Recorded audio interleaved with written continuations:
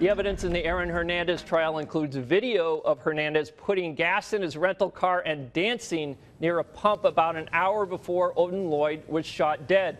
This week, most of the public and media were focused elsewhere because of the start of that marathon bombing trial. But back in the Hernandez courtroom, prosecutors laid out evidence bit by bit, including chewing gum, a discarded cigarette, and pings from a cell phone. Well, to sift through that evidence, I'm joined now by legal analyst Michael Coyne. You're our dean of the Massachusetts School of Law. Thank you very much, Michael. Let's get right to this evidence here that we saw, the little bits of cigarettes, and it sounds like a CSI kind of plot. But that's really what trials hinge on, isn't it? Yeah, we actually call it, the juries look for it now, we call it the CSI effect. If you don't have all of this super science that the jury can really look at and get a feel for, then they wonder what happened, because the TV has influenced them to that extent.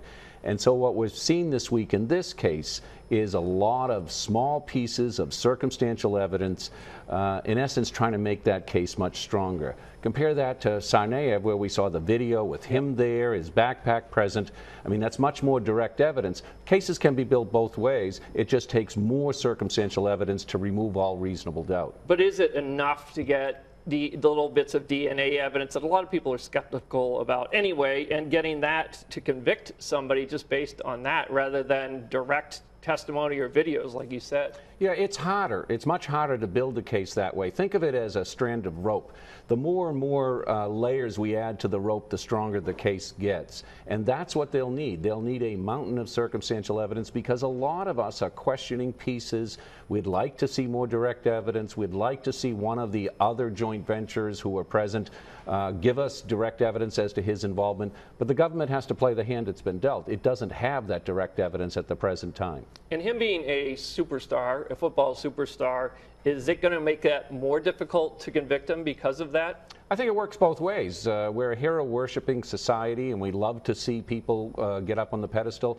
But sometimes when they get up there, everyone wants to knock them back down. So I think it helps him in some ways, because the jury is engaged and can see him and feel a connection to him. And in other ways, they resent a little bit of how he, if they believe the government's case, how he could have thrown away a fortune here and undertaken these senseless acts. Yeah, I mean, they do have video here and pictures there, and so they have to construct this case. It's going to take a long time, do you think, to do that? It is, and it is a slow build, and I think that's what we're seeing right now is the box is getting smaller because we're putting him at the scene, we're showing what he was doing that night.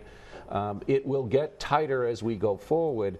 It's a question, though, is whether the jury at the end of the day will feel that reasonable doubt exists or not. It is much, much more difficult to make a case on circumstantial evidence. And there was a question that defense lawyers brought up today, a little piece of chewing gum, I guess that was stuck to the cigarettes in a garbage bin.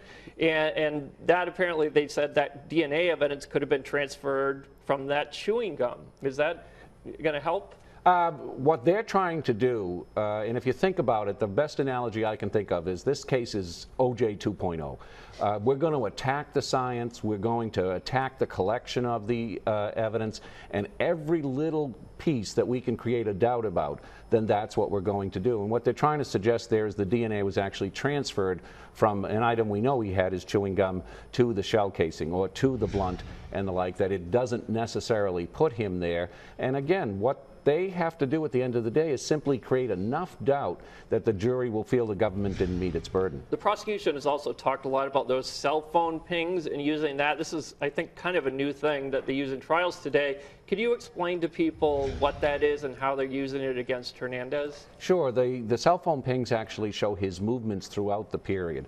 And what they're really doing is showing him, picking him up at one point in time, driving down. This is the signal. The signal from his cell phone, whether you are using it or not at times. Everybody has one, right? Everyone has one, and Big Brother is watching. And those cell phone towers are able to locate us on our various journeys at a given point in time. What the government has now done is use those cell phone that pings to the towers to trace his whereabouts at a given point in time, putting him with Mr. Lloyd, and likely putting him with Mr. Lloyd at the time of his death, or at least his cell phone present in that area at the time of his death. Again, it's not direct evidence with a witness pointing his finger at him, but it's the cell phone tower saying, Aaron's phone was there, Was Aaron there along with his phone? Yeah, you see that a lot on TV nowadays, too.